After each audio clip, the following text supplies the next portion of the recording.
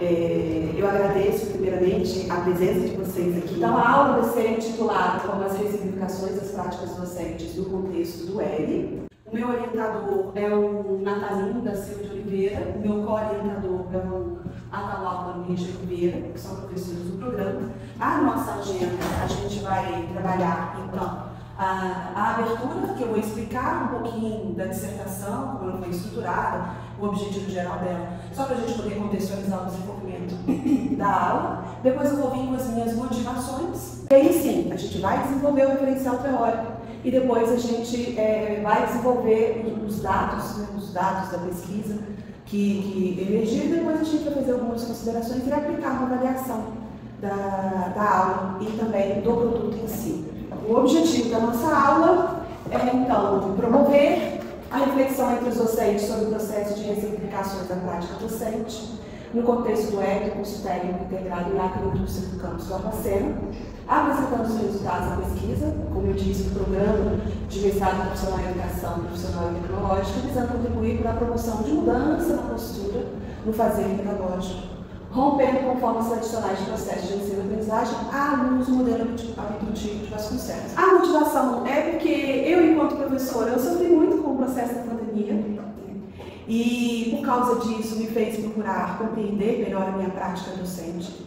Então, eu busquei um curso, acabei indo para o mestrado, para eu poder compreender melhor o porquê do que, como eu agi, por que eu agi, o que eu poderia ter feito de diferente, né? Por que eu carreguei alguma bagagem do L que transformou minha prática. Então, a minha finalidade foi tentar compreender esse processo. O objetivo geral foi mapear os diferentes modos pelos quais os professores do curso de ensino médio integrado em agroindústria do IF Sudeste Campus do Barbacena perceberam e experimentaram, fica à vontade, perceberam e experimentaram as ressignificações das suas práticas docentes no transcorrer do ensino remoto emergencial e seus impactos na prática docente no retorno das aulas presenciais. Ressignificação tem um propósito. Não é à toa que a gente está usando esse termo. A dissertação, ela trabalhou 4 temas, que ao longo do desenvolvimento do estudo, são temas essenciais, cruciais para a prática docente. O primeiro deles é a gente entender que instituição é essa que nós estamos trabalhando. Porque toda instituição, ela carrega uma bagagem histórica, ela carrega um processo de construção de normativas e que a prática docente, seja legalmente, seja culturalmente, ela vai, o professor consciente não, vai estar impactando na sua ação docente. Por isso que a gente vai entrar no conteúdo específico de referencial teórico da rede APT, de Educação Profissional Tecnológica. Um outro tema é que curso é esse? Por isso que a gente vai falar sobre o ensino médio integrado, que ele foi escolhido porque é até uma obrigatoriedade do próprio curso em si, da gente buscar cursos da educação profissional. E o ensino médio integrado, ele é repleto de significações, até mesmo porque a existência dos institutos federais, porque mais é metade da sua meta ou oferta de cursos é direcionada ao ensino médio. Depois a gente vai para o currículo, né? Então já defini que instituição é essa, já defini que curso é esse, e aí a gente tem que entender qual que é o currículo. E dentro do currículo tem uma série de obrigatoriedades, a qual o próprio professor ele tem que cumprir. Mas a forma como esse currículo ele pode ser desenvolvido, ele pode ser também influenciado por esses outros 2 aspectos dos quais eu já acabei de apresentar. Que instituição é essa, que curso é esse? Então a gente, enquanto professor, tem que fazer um recorte. E por fim, o contexto, né? Que é o ensino remoto emergencial que trouxe o distanciamento social, né? Dentro desse desenvolvimento, eu já apresentei essa questão da estrutura, né, do referencial teórico.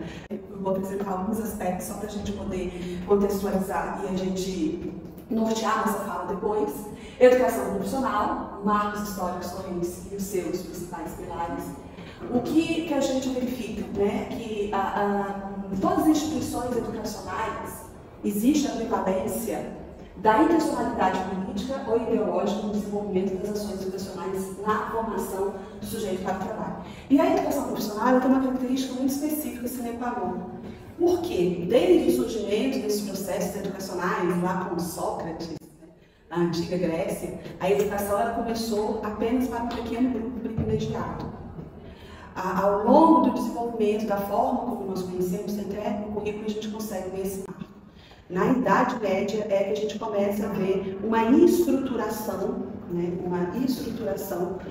da educação profissional, que são as bases do que a gente conhece hoje.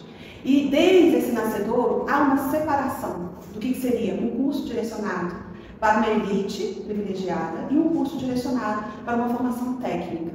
E a gente vai ver que existe uma série de questões próprias, inerentes a essa intenção, em que a própria rede federal EPT, ela veio para poder tentar mitigar esses aspectos, que a gente vai falar um pouco mais para frente. Na sociedade brasileira, que é de origem escravocrata, a formação técnica e tecnológica se desenvolveu de uma forma muito fragmentada e desigual, entre que os saberes superiores e os saberes não superiores, eles eram feitos de forma separada. Saberes superiores com instituições para isso, para aquelas pessoas privilegiadas, e os demais, às vezes, procurando instituições que não eram tão estruturadas e tão preparadas para tal. Por isso, né, com o decreto da lei 7.566 aqui no Brasil, tá? Em 1909 começou a haver uma estruturação que ao longo da década do século passado foi feito, para poder ser a base do que nós conhecemos hoje, a rede federal, que são as escolas de aprendizes e artifícios. E dentro desse processo, a escola agrícola foi criada, acho que uns 2 anos ou poucos anos depois, né? Então, que é a escola agrotécnica. A partir disso, né, se desenvolveu-se muito, criou-se muitos debates, aí veio a lei de 11.892, de 2008, que institucionalizou a rede federal EPT, né? E ela veio com uma série de propostas que eu não vou falar agora, porque os outros conteúdos vão complementar essa fala, tá? Mas, em março de 2020, devido à pandemia, né, a gente teve a necessidade do distanciamento social, e aí as aulas presenciais foram substituídas por aulas remotas. O ensino médio e a educação profissional, uma integralização possível, né, e necessária. Por quê? O ensino médio, ele veio com uma proposta de integrar o que eu falei anteriormente. Esses saberes que eram diferenciados, o saber superior e o saber do trabalho, eles acabaram, o ensino médio veio para unir esses dois, o ensino propedêutico e o ensino técnico. E junto com isso a gente tem esses 4 princípios, que são os princípios também que basearam a criação da rede federal EPT, que é o princípio da formação humana integral, dá direito a acesso a todos, até mesmo porque muito do que eu estou falando, né, desse surgimento da educação profissional, dos currículos e tudo, é um processo ao longo de séculos de permissão, não é permissividade, de permissão do acesso. Do acesso de uma formação de qualidade, de um acesso de uma formação integral e de um acesso de uma formação que não visa só para o trabalho. Mas quem é esse sujeito dentro do trabalho? Então, é uma formação humana integral, politécnica, porque não é polivalente. A gente fala muito essa palavra em questão da administração, a gente tem que ser polivalente. Politécnico é superior. Porque aí você vai unir não só os conhecimentos técnicos, mas é aí que você vai ser autônomo, né? Juntar o científico, formar, é diferente do que só o ato de fazer em si, mas tem a capacidade de construir conhecimento, de pesquisar, de você criar, né, o seu próprio conteúdo. Caráter unilateral, que é o sujeito de forma integral, no meio de conceitos do trabalho, da ciência, da tecnologia e cultura, que vai complementar a formação humana integral. A gente não está preocupado só do fazer, mas a gente está preocupado com outras questões. E trabalho com o princípio educativo, porque ele vai servir para a organização e desenvolvimento curricular e seus objetivos para ir para o mundo do trabalho de uma forma mais estruturada. E, por fim, mas não o último, que é a pesquisa com o princípio educativo. Isso o ensino médio integrado, porque ele vai juntar essa parte técnica junto com o propedêutico, além desses outros aspectos dos quais a gente falou. Currículo. A gente já falou, né, que instituição é essa, a gente já falou que curso é esse, e está imbuído o currículo, né? Até antes da Idade Média, não havia uma estruturação para poder se pensar a respeito que conteúdo ou que regras poderiam nortear esse processo. o currículo veio desenvolvendo ao longo dos anos para poder unir as outras questões que a gente falou. Que conteúdos a gente vai desenvolver para poder promover uma igualdade entre os homens e não uma exclusão, que a finalidade é essa, né? Que tipos de orientações, não vou dizer nem de regras, que hoje a gente tem legislações, portarias, uma série de questões que ajudam nesse processo, para poder formalizar. Então, o currículo pode ser uma fonte essencial para o estudo histórico do que seria o conhecimento útil. O que é reconhecido, o que é validado, o que é importante, né, para formar esse sujeito em toda e qualquer instituição. E é um ato político, né, o que vai dar acesso ou vai retirar acesso. A gente tem a inserção da educação profissional na Lei de Educação Básica, LDB, que antes era mencionada alguma coisa, mas ela não estava lá, né, formalizada, institucionalizada. E resolução, né, CPE, em 2021, que definiu as diretrizes curriculares nacionais gerais para a educação profissional tecnológica dentro do novo currículo do ensino médio, gerando polêmica. Então, eu faço essa construção histórica para chegar até nesse ponto. Práticas docentes, né? A gente vai ficar um pouquinho aqui, porque a gente vai destrinchar o modelo de Vasconcelos, para a gente poder entender como ele foi aplicado. E aí que está, 1599, com a didática Ratio Studiorum, que dos jesuítas, que vem a primeira regulamentação, se é que a gente pode dizer dessa forma, para as práticas docentes. Eles fizeram uma coletânea das boas práticas que eles tinham, do que deu certo, do que não deu, e formaram uma normativa, e isso se expandiu, e aí veio evoluindo ao longo dos anos. Só que o ensino aqui era para a elite, era para o grupo, não era para todos. A gente teve depois vários autores tentando fazer essa quebra, sair da elite e democratizar esse acesso a todos. Mas foi Dewey que ele veio com uma quebra de paradigma dentro do processo da prática docente, em que ele fala que a escola ela é vida, ela é viva, que o aluno é o centro da aprendizagem. Quais são as suas necessidades, né? Como que a gente pode fazer ele como foco? Porque antes o trabalho docente era muito focado no processo, né? E não na aprendizagem do aluno. Daí ele veio com essa quebra do paradigma, né? Então o conhecimento vai ser determinado na ação, baseado na experiência. E aí ele vem da didática da experiência, como o professor, ao longo dos anos, ele também vem construindo um repertório que não é só adquirido na formação dele inicial ou na formação continuada. E como essa experiência molda esse docente, que a gente vai falar, e por isso que o Hélio teve tanto impacto, né? A praxis docente, ela né, ele querendo ou não, moldada por uma série de elementos e variáveis. Então, pensar na ação docente, na educação profissional e tecnológica dos dias atuais, é também pensar no fazer pedagógico uma posição político, social e técnica para promover uma formação integral desse ser humano, como a gente já falou anteriormente. E há uma preocupação com a formação desse docente. Então, vários estudos vão chegando, vão apresentando, para dizer que formação necessária é essa. E um dos pontos cruciais desse aspecto é a intencionalidade da ação do docente.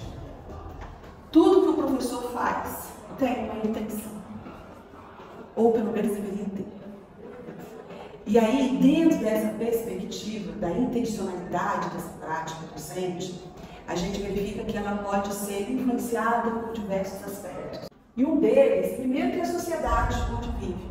E aí é natural, processo histórico de construção da rede ABT, processo de construção do próprio curso do ensino médio, o currículo, o saber que é necessário e útil para aquela época. Então, todas essas questões advêm de uma discussão entre o governo e a sociedade.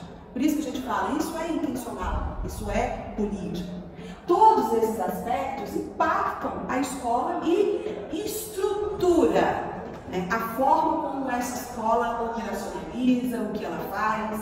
Então você tem as discussões da sociedade junto com o governo para poder dar legalidade, e aí você parte para a instituição educacional, que nela você tem os sujeitos, sejam aqueles que vão auxiliar o processo de ensino e aprendizagem ou que vão receber. Você tem os projetos que são feitos para isso. E a gente tem todos os recursos necessários para que isso seja promovido. Tudo isso vai impactar no trabalho da sala de aula. Por quê? Você tem essas estruturas. Nós estamos aqui. E tem uma sociedade a qual a gente deveria auxiliar, prestar conta. Então, a comunidade ela também faz parte dessa estrutura da escola.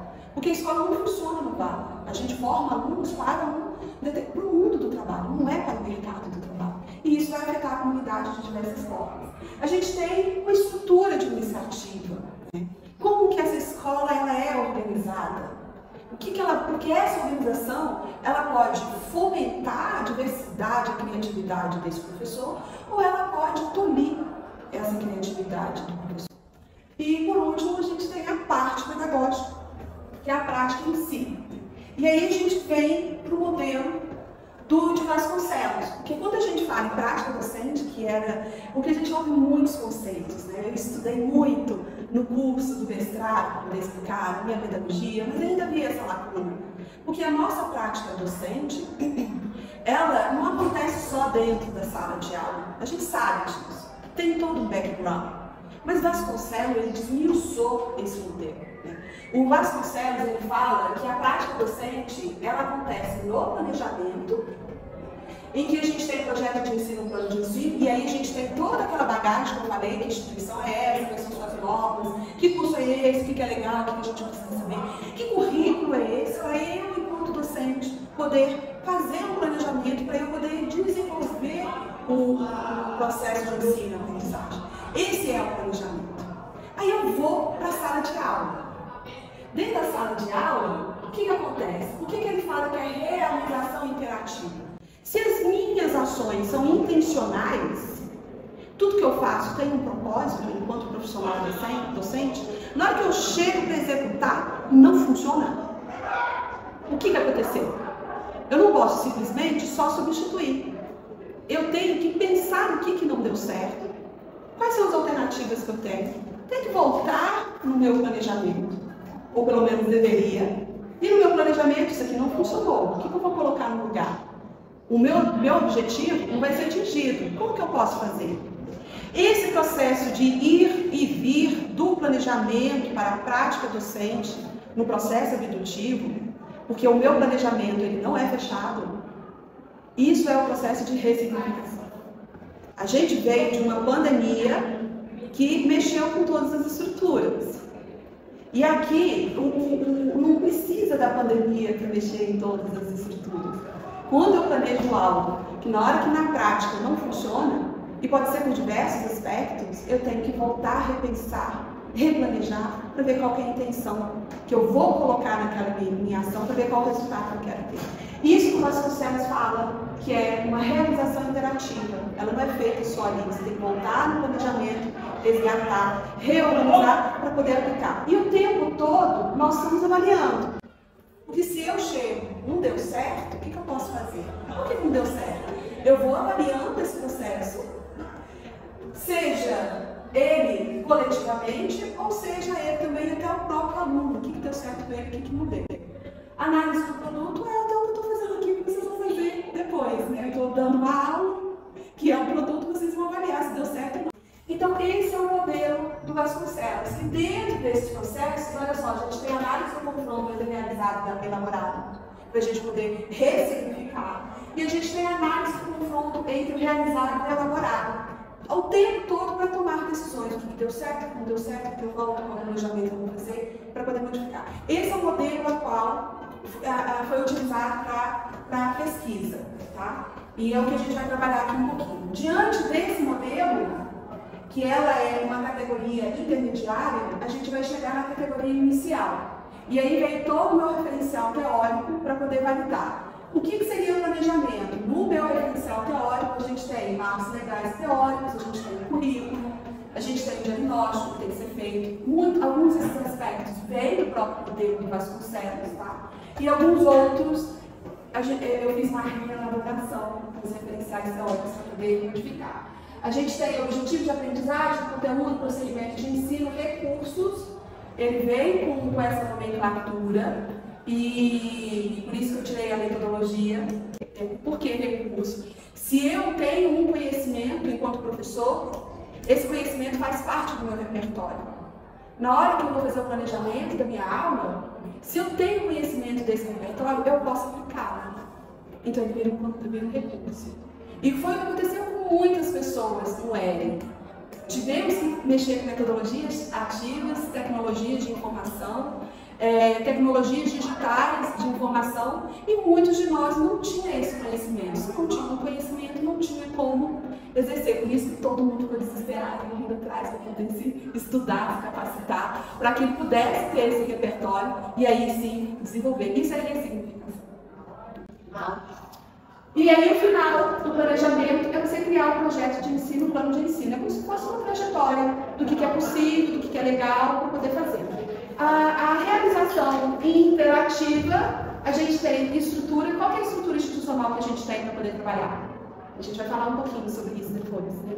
Qual é a infraestrutura? Ó, a gente está aqui com o Data Show, o computador é meu, né? O Arthur trouxe coisas dele para a gente poder gravar. Isso tudo são infraestruturas que a gente precisa até para poder desenvolver. E aí a gente vê os diversos tipos de recursos, segundo a nomenclatura de Tebaldi, tá, que eu utilizei. Então a gente fragmentou a metodologia em recurso técnico, didático, teórico, metodológico, pedagógico e administrativo. Técnico são questões assim, naturais. Lá na minha dissertação está tudo descrito. Didático corresponde a métodos de ensino, processos avaliativos.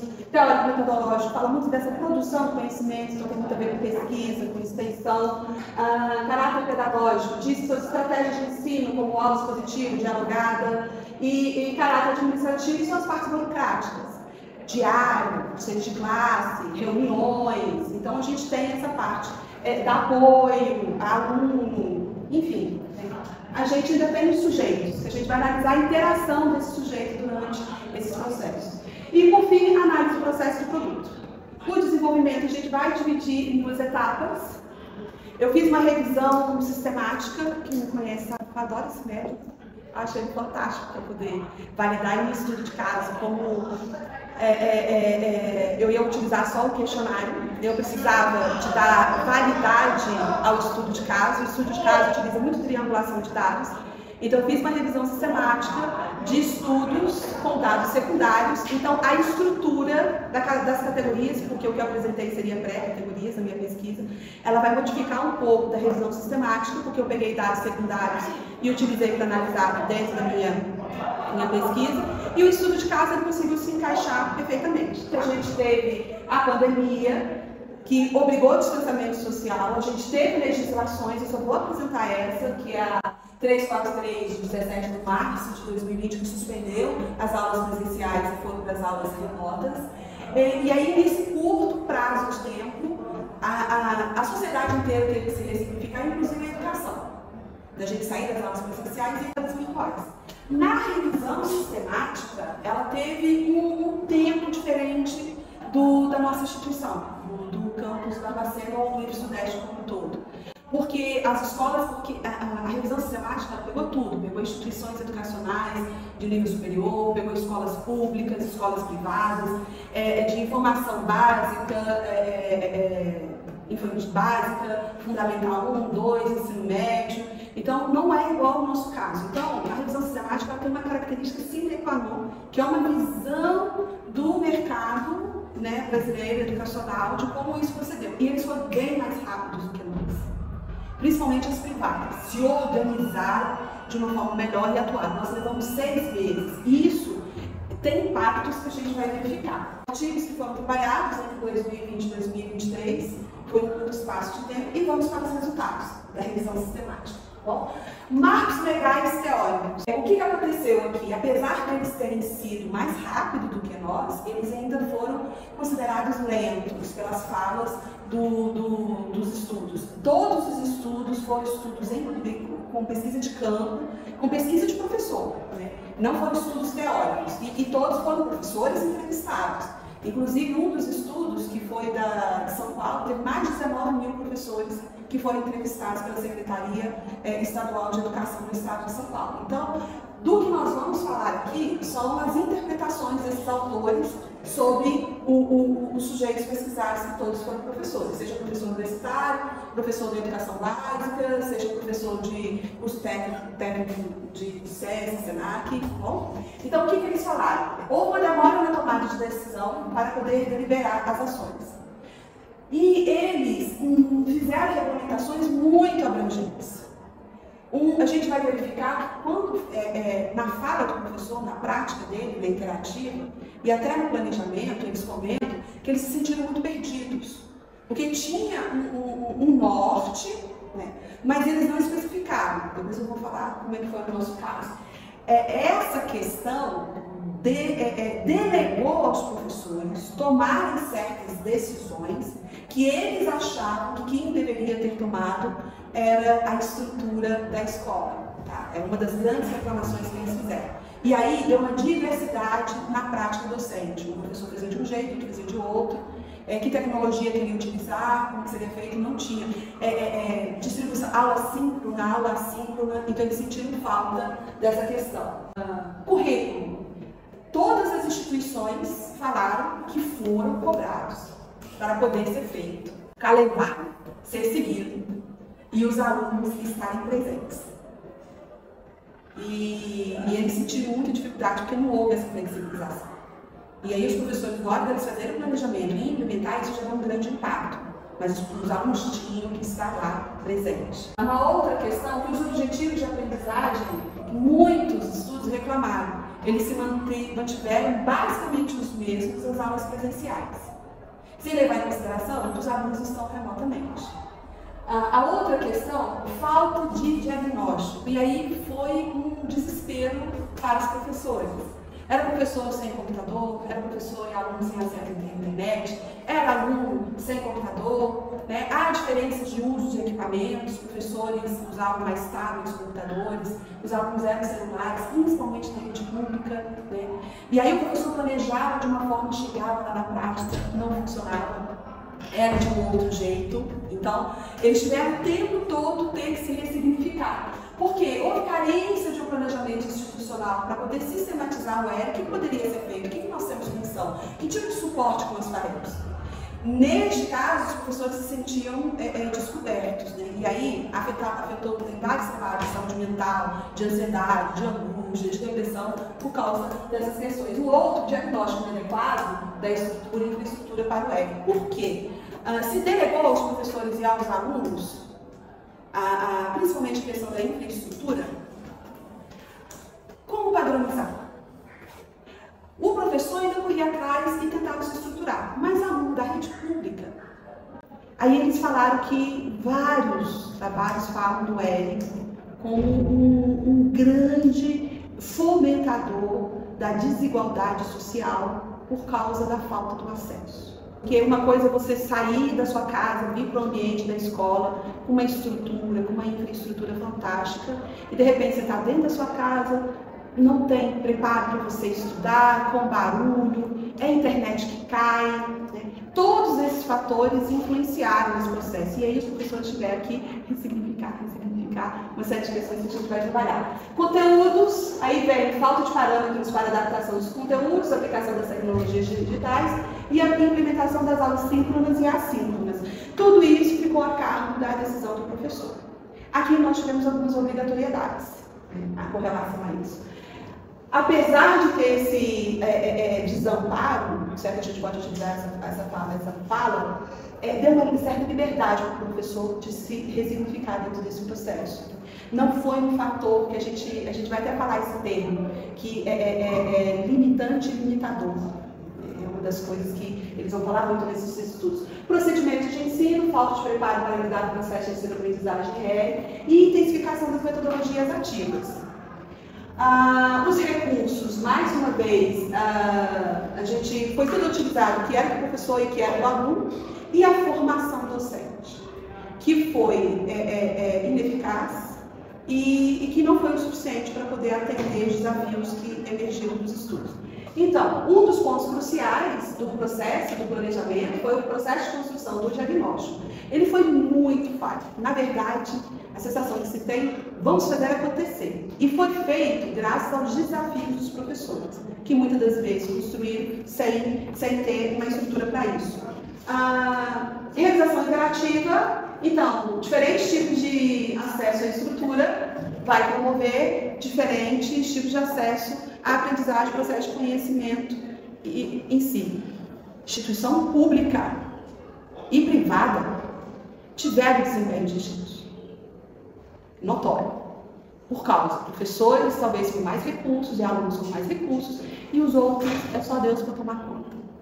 E infraestrutura, que foi utilizado o que os professores tinham e o que os alunos tinham, que foi uma outra questão. Se você vem do privado, você tem mais comissão, se você vem da pública, você tem menos comissão.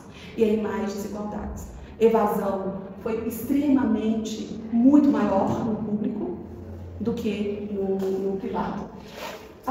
Recursos de TICs. TICs é tecnologia de informação de comunicação. Computador, são os equipamentos que a gente precisa. Computador, fone, né?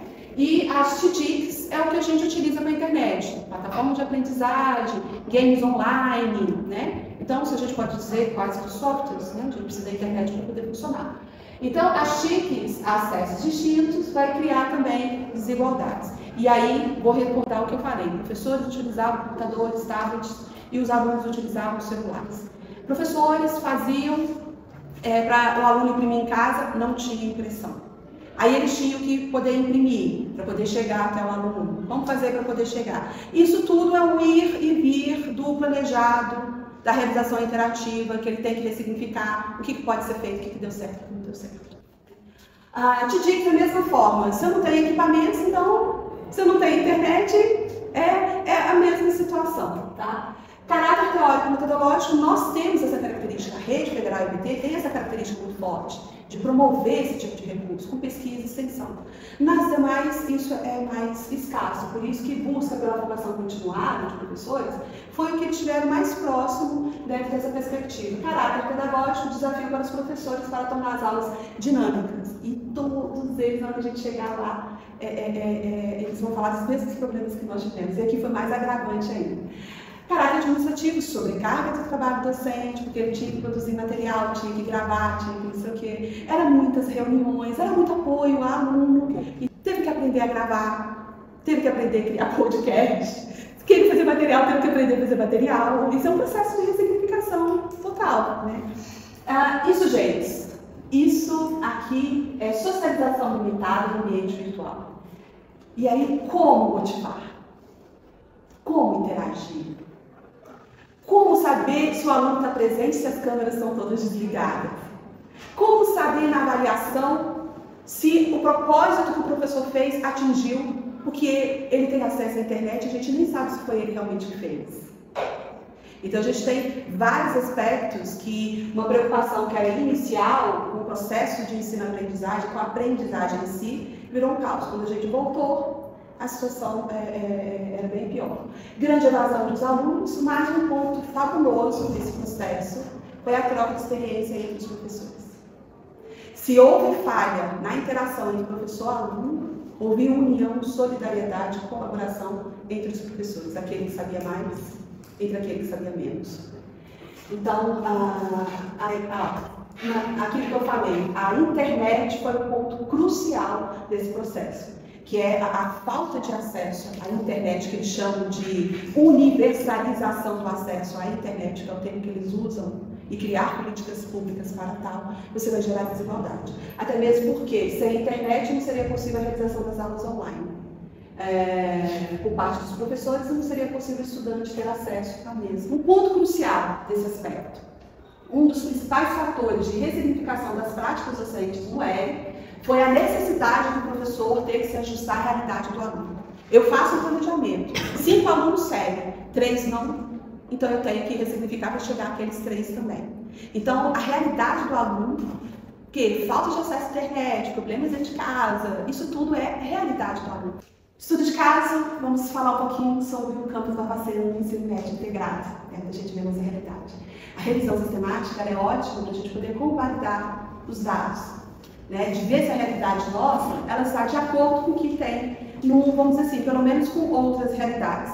Um dos pontos cruciais, que eu sobre os aspectos, tá, é o entendimento desses professores a respeito dos princípios que são norteadores da educação profissional. Que eu falei lá no início,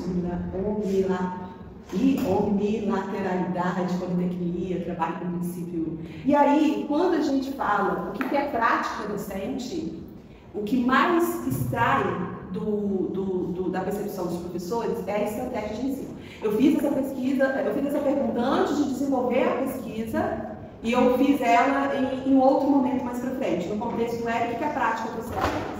E perguntei alguns sentimentos, que eu não trouxe da revisão sistemática, mas lá tem alguns que lá no meu estudo eu comparo. Então, as estratégias de ensino é fantástico. Extensão está no meio delas, né? Até mais forte do que pesquisa. Né? É bem interessante essa questão. A outra questão, percepção do contexto da pandemia. Aí a gente vê que a angústia foi a que mais saiu e logo depois a aprendizagem falha. Muitos falam do problema que teve com o cigarro. A instabilidade do cigarro. O cigarro não era apropriado para ser uma plataforma de ensino e aprendizagem. Pode ser como é que a gente fala? Para colocar material. Repositório, né, de material. Mas não para ambiente virtual. Vem um dos aspectos mais mencionados na pesquisa de campo do campus Barbacena, né, e que está no regulamento do ERIC. Concessões aos alunos que permitiam a fragilidade das suas aprendizagens. Então, como avaliar a aprendizagem se ele não é obrigado a ir às aulas? E o outro contexto, ele era obrigado a ir às aulas. É um dos aspectos mais impactantes dentro dos resultados dos dados apresentados. Pelo aspecto pedagógico, as aulas foram apenas teóricas, não havia debates, nenhuma possibilidade prática. Percepção dele, a gente tem vários outros professores que têm uma percepção bem otimista a respeito do contexto do ERIC. Marcos legais, vou pontuar eles. Um dos aspectos que eles mais falaram foi a respeito da demora da nossa ação de vir com ensino remoto emergencial e quando veio com várias restrições na ação docente. E a principal delas foi um processo de avaliação. O que poderia e o que não poderia ser feito. Talvez isso tenha trazido outras consequências para as aulas presenciais quando elas retornaram. O currículo foi exigido da mesma forma, né, foi cumprido com os dias, mas a flexibilização da participação dos alunos foi um ponto crucial dentro desse processo. O diagnóstico, né, carência no planejamento, porque os mesmos problemas que eu falei anteriormente, a gente viu aqui dentro da nossa realidade. Recursos do professor, recursos do aluno, e como nosso público-alvo é muito, vamos dizer assim, vem de uma vulnerabilidade social significativa, isso teve um impacto bem proeminente. Mas diferente deles, porque só o Estado de São Paulo forneceu um projeto para o professor comprar equipamento. Aqui nós tivemos um projeto num programa de reencontro para os alunos comprarem internet, comprar equipamento, para ele poder participar das aulas. Foi um ponto positivo para a nossa realidade, porque mitigou, mas não resolveu o problema, porque nem todos tiveram acesso. Objetivos de aprendizagem foi flexibilizado, porque se você não pode cobrar, como é que você vai avaliar adequadamente se o conteúdo foi realmente adquirido ou não? Conteúdos, ainda teve falta de parâmetros e sobrecarga, a falta de parâmetros devido à não sobrecarga dos alunos e que tornou complexo o processo de adaptação dos conteúdos para as tecnologias de informação e digitais. E, por fim, procedimento de ensino, falta de preparo para lidar com o processo de ensino-aprendizagem no ERIC e intensificação do uso das metodologias. Recursos, mesma situação, uso de recursos de professores, né? Treinamento inadequado e insuficiente, mas que os professores tiveram que ressignificar procurando fora. E também considero o plano de ensino essencial.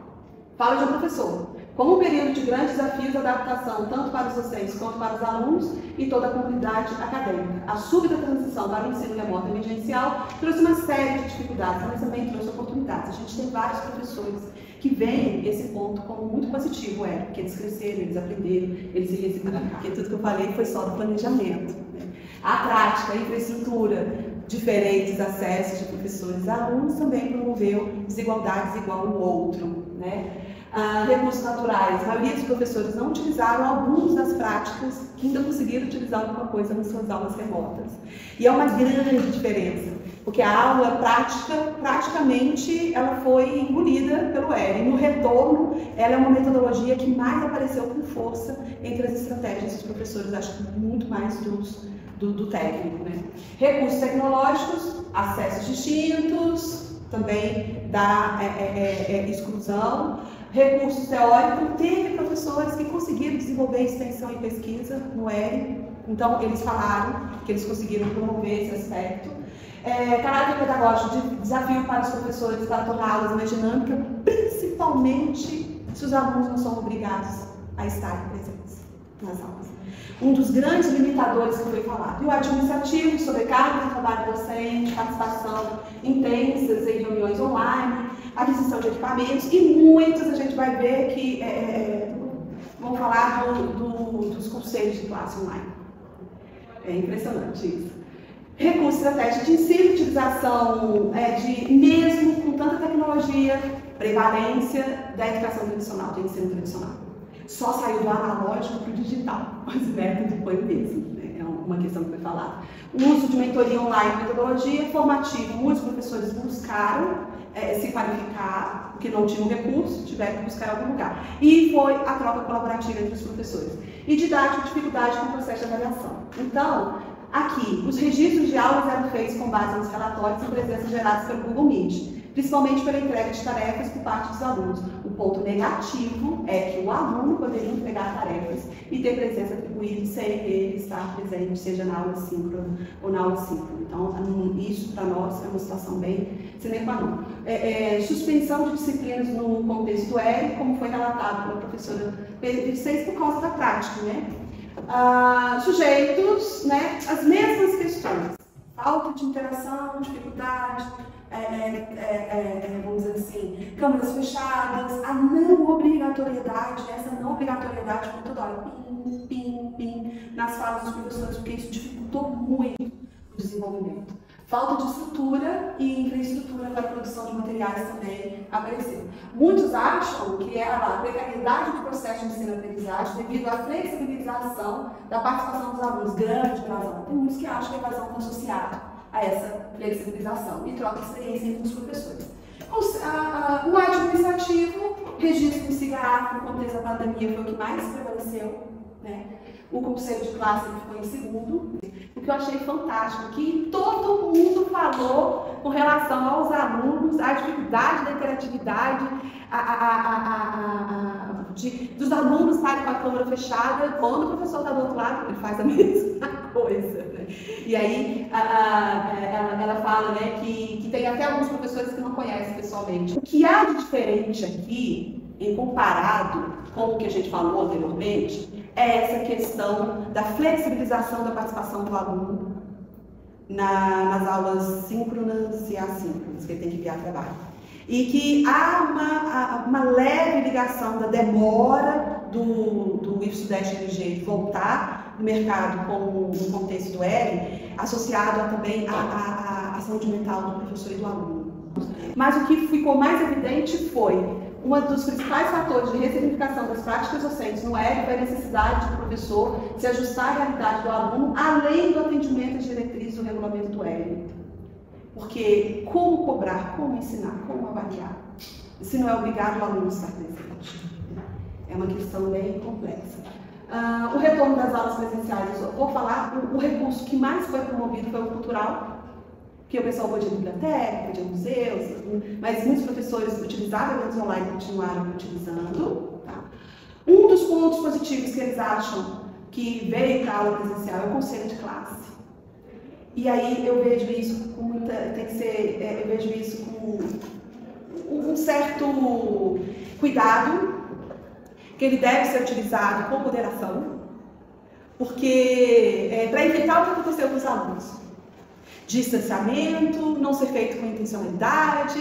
Então, assim, ele ser aplicado aleatório, assim, 4 ao ano, 5 ao ano, 10 ao ano, uma parte dele ser presencial, uma outra parte ser online, Eu acho que seria uma boa medida, mas ele totalmente online, eu acho ele temeroso, né? Se não fosse os professores, acho que seria muito difícil ele ter se tornado realidade. Que eles agarraram e fizeram, mesmo com todas as dificuldades que aconteceram. O problema da internet, do acesso ser limitador, né? Alguns tinham pouco acesso e com esse pouco acesso o aluno não tinha condição de ter o aprendizado. Eu vejo dessa perspectiva com alguns aspectos do regulamento do ERE para nós. Ele limitou as ações do professor, ao limitar as ações do professor, acabou sendo limitador também. Legislações fronteiriças, que é o que eu falei, grande desafio para superar as perdas geradas durante o distanciamento. Quero agradecer a presença de todos, foi bem rápido, e eu gostaria que vocês respondessem no questionário da aula, que é só pegar o celular rapidinho, só assim, não, que para fazer a avaliação do produto, e estou à disposição para tirar algum esclarecimento que vocês quiserem.